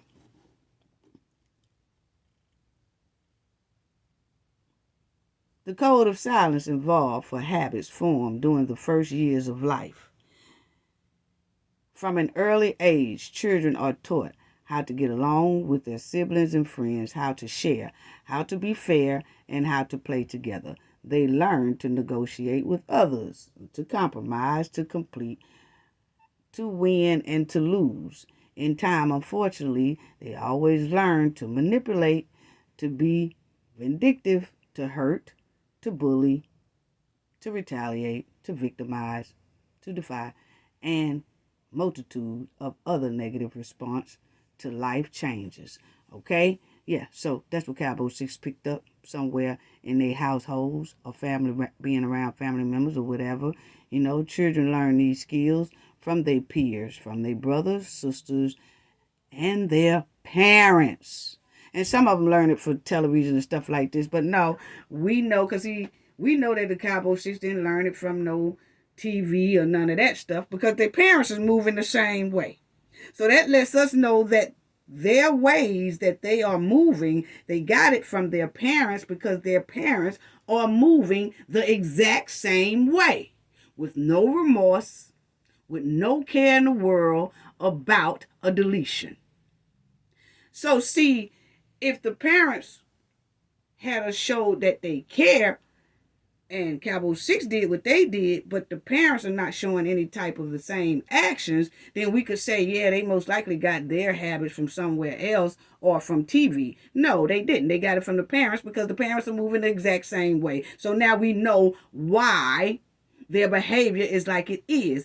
They got it from their parents, they saw it from their parents, and that's how they are. They cold-hearted with no remorse, because their parents are cold-hearted with no remorse. Look at how they moving, all in Shanquella's case, with not a care in the world. So that's where they got it from. That's exactly where they got it from. You know what I'm saying?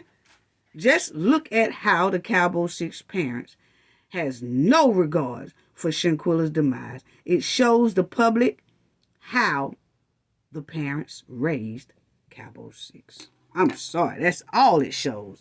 It shows how they raised Cowboy 6. Now, you do have, let me show y'all this right here, because, well, I want to go back to these pictures here. Yeah, because, trifling, just a trifling bunch of groups. Yeah, besides Shanquella and her parents. But all this over here, trifling. Because that's where they got their ways from. We can see it. And don't get mad at us because we can spot it and because we seen it.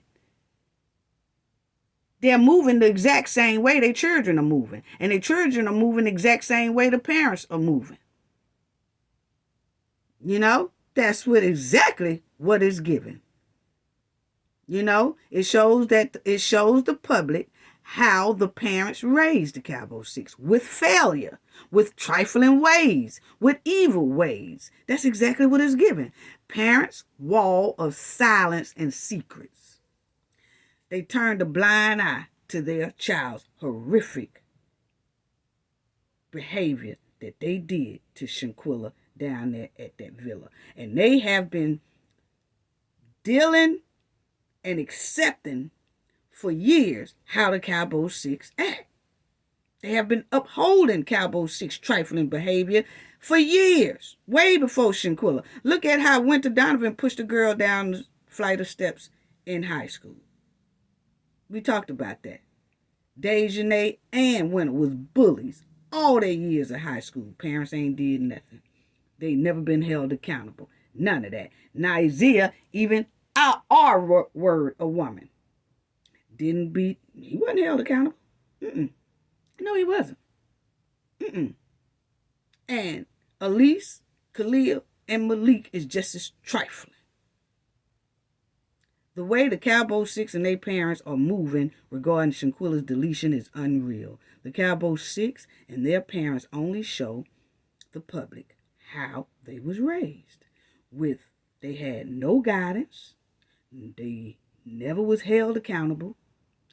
They have no love or care for others, no respect for others, lack of responsibility, lack of involvement. That's what it looked like. Their parents had a lack of involvement in Cowboy 6 life. A lack of morals and dignity, and definitely a lack of honesty. That's where they got it from. Them parents right there on their screen. A lot of the children's behavior are influenced by the things they see and watch while growing up with their parents inside that household. And if these children seem destructive and evil and secretive behavior, they display that same type of behavior into their adulthood. And that's exactly what Cowboy 6 has done, family. Yes, they have. Cowboy 6 has a history of causing destruction and harming other people all the way back in middle school. We just talked about that. And they seek to destroy and damage strictly out of jealousy or dislike or entertainment, because they felt like that was entertainment what they did to Shanquella down there in Cabo, Mexico. So how many secrets are Cowboy 6 holding for their own parents? Because I see it's quite strange that the parents is holding a lot of secrets for Cowboy 6. Cowboy 6 was trained very well. Remember, some parents teach their children how to hold dark secrets at a young age. So ain't no telling what all went on in their households that they haven't even told about that. And so Cowboy 6 learned how to see evil, do evil, and hold the evil in and not ever disclose the evil. Yeah, they learned it from somewhere. Did dark, unreported crimes happen in their growing up days? Keeping dark crimes and secrets come natural to them, seem like, because Cowboy 6 and their parents only showed the public and the world how they really living inside their household and outside their household, because they too quiet when it comes to Shanquella's deletion. They know what their child did by now, of course. Guess what? Silence. A big wall of silence. It don't matter about how many times Elise's mother pick up a script, a Bible, and read out of it. Read a script out the Bible. We don't care nothing about that. She just out here preaching to a confused church audience, because that's how I look at it. Whoever she preaching to got to be confused, because she confused herself. So how can a preacher preach when they are confused and they trying to preach to someone else? Well, then they ain't gonna do nothing but confuse their congregation, because they confused. That's why you can't let everybody preach all over you. Her silence showed the world how she is. She really do. So-called preacher. She just showed the world how she really is. All over the world. Because ain't no preacher supposed to be holding on to nothing like this. That ain't what the book say. And if you don't want to follow the book, stop preaching on it. Stop trying to preach about it. Because it's obviously you don't want to do what's right. So, put the book down, because you've been sinning. Put the book down and live your life as a sinner, because you've been sinning holding the Bible. But we done found out how you really are, so you might as well put the book down, because you ain't fooling nobody. I mean, you might be still fooling some people, because from my understanding, she's still trying to preach to a congregation. Wow. Her silence showed us who she really is. A devil perpetrating to be a preacher. A devil perpetrating to be righteous. And how she's embedded in sin with her daughter. Yeah, because she holding it, So, Dejanay was a menace to society growing up, and they was bouncing her from home to home to home to foster home to foster home, all that type of stuff, just bouncing her all over the place instead of holding her accountable. See, when she get on people's nerve and a menace to this person's family, society, and all that, when she a menace to society, they bounce her somewhere else. Then she act a fool and a menace to society to them folks. Then they bounce her somewhere else, just bouncing, instead of the people getting her help and holding her accountable for her actions when she was growing up, she would probably not even be the way she is today. You know, she's just a menace to society. Always been like that. Cowboy 6 parents will most likely let their child date someone new and won't even tell that person who they dealing with. They knowing that if they child bring a new friend around or a new boyfriend or girlfriend around, they ain't gonna say nothing. They gonna keep that wall of silence. And then when something happens to that new person, then people gonna be like, oh, I didn't know they was like that. Yeah, the parents knew, but they didn't say nothing either. Ain't that trifling? Cowboy 6, family secrets. A wall of secrets, which endangers others. And Dejanay is a danger to society. Cowboy 6 and their parents are playing that quiet game. Their concept is the greater the isolation, the greater the chance that their secret will be kept. Come on now. Cowboy 6 and their parents and protectors are watching and listening. They are hoping and wishing and praying that some kind of way Shanquella Robinson deletion will be forgotten. They want it to be swept under the rug. You know, they really do. They want this to be swept under the rug very quickly so they can continue on with their life. They really hoping that the public leave this alone. They really are. They hoping that everybody's going about their business and forget about Shanquella, because that way their kids won't never be held accountable and they can continue living that fake and false lying life. They want to stop talking about Shanquella. And they really can't understand why we keep talking about it. For real. They want us to start. They like, I don't see why they keep talking about it. You know. And I'm going to tell y'all, the word on the street is that the Cowboy 6 and the parents feel like this. If Shanquella's family is not pushing so hard and not bringing no heat to them and all that, they feel like, why the hell is the bloggers and stuff worried about it? That's how they say they feel. They really are pissed off at bloggers and vloggers because they're saying, if her family is not raising this much hell, why the hell are y'all? Yeah. And it's given that the Cowboy 6 and their family think they have bullied the Robinson family into staying quiet. But that's not so. But that's just how they roll. They think that they are bullies. They really do. They really do. And the Cowboy 6 and their parents, they are very evil. They protectors too. They evil, and they think they can punk people from talking about this case. Punk people out. You know, because, you know, they really think that they done punked a lot of people into not talking in North Carolina, which may be true, but there's some people in North Carolina that still talk. And South Carolina that still talk. But they really do have this attitude where they think they can punk people into not talking. Or stop them from talking. Yeah. That's what they really do think.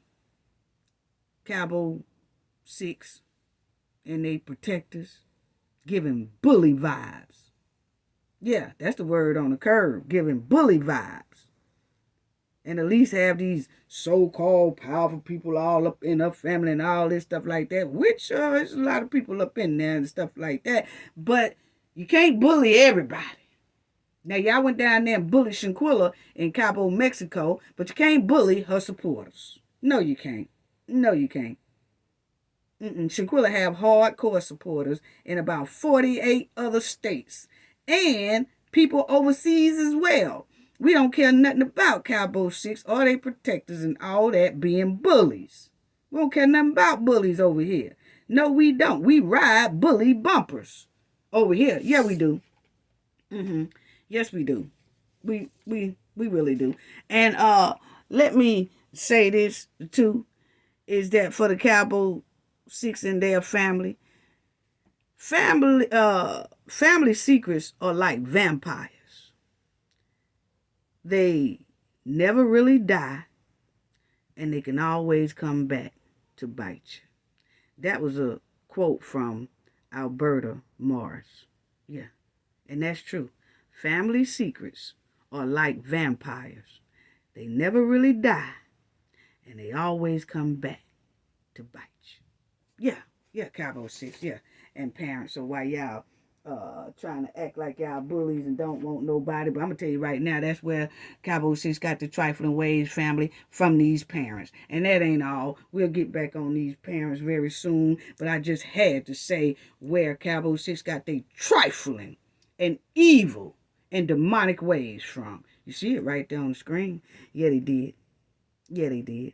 Now, let me touch on this and then I'm going to close out because I was having a dinner with somebody, family, and, well, not somebody, but about 15 other people. We was all having dinner, but it was somebody, is one of my friends, him and his wife. We was all sitting there eating, and he said, I want y'all to pay attention to this and listen to me real hard. But he said that we was all eating, and he brought up the conversation about his son. Son is about in the 6th grade. And he said that his son had got in trouble in school for pulling a little girl's hair. Okay? And so it hurted the little girl and things like that. So I asked him, I said, what type of punishment did you give him? Did you take his electronics or take some of his privileges away, for about a week or whatever like that? And did you talk to him or whatever? And he was like, for what? That's puppy love. And kids do love taps when they like the female or the male, right? They, back, when they little kids like that, they do love taps when they like each other, or I got a crush on him, or I got a crush on her. They do love taps, okay? And so he was like, they always do love taps when they have a crush on each other, right? So I said, well, me as a parent, I never considered those love taps or puppy love hits and things like that, because I feel like this, family. What you do as a puppy, you will do as a full-grown canine. Okay? So I said, well, I didn't have that problem with my sons because I told them from jump when they was little, they don't have to get any girl's attention by putting their hands on that little girl, that female. None of that. If you like a female, just tell her you like her. Tell her she cute. Tell her that you like the clothes she got on. But don't put your hands on her. Tell her you got a crush on her. She might reject you and she might not. But she said, nah, I don't like your little ugly self. I said, all right then. And then you know that, hey, ain't no sense of admiring her no more because ain't no chance, G. And keep it moving. Okay? But don't put your hands on her. Okay? Don't harass her. Don't throw no spitballs at her because you like her and because she cute. Don't pull no barrettes out of her hair and pulling on her hair and throwing all these spitballs and pushing her all into the wall or hitting on her. Because let me tell you something, family. And we got to come out of that. Because these type of puppy love taps turn into love hits when they become teenagers and adults. Change that mindset, people. Please do. Those love taps turns into love hits, which causes DV situations. So we have to kind of stop letting our kids feel like when they hitting on a little girl, a little boy, pulling their hair and pushing them and stuff down some stairs or into a wall or throwing spitballs at them and all that stuff. We have to stop saying that, oh, that's just love taps. It's just a crush they have, because then they grow up thinking that's what you do when you like and admire a female or a male. And that's where the DV continues. Yeah. So it turns definitely into DV behavior. Love taps turns into DV behavior. And because they were told when they was little that love taps is a form of love and admiration. No, that's harassment and SA behavior. Not SA behavior. I'm talking. It is that too, but ASIF behavior. You know what I'm saying? Let's stop telling ourselves and our kids that love taps is because you got a crush on a girl, or because you like a girl, or because you love a girl. Physical behavior like this. Love taps. No. Love taps turns into love hits when they get older. Point blank, period. They grow up thinking putting hands on someone, that they put hands on someone because they like them and love them, and it's supposed to be acceptable. Because it's love hits. It's love taps is what they thought when they was little. And that turned into love hits, which turns into graveyard love. Spread the word. Stop that habit, people. I'm sorry. And when we was discussing that at the table with all of us was there, my friend kind of got it. And he called the babysitter because his son was at home, and he said, hey, take that electronic and stuff from him and tell him to turn off the TV, and then when I get home, I'm going to talk to him. And I'm glad that our little conversation he saw it another way. And he said, you know what, that is true.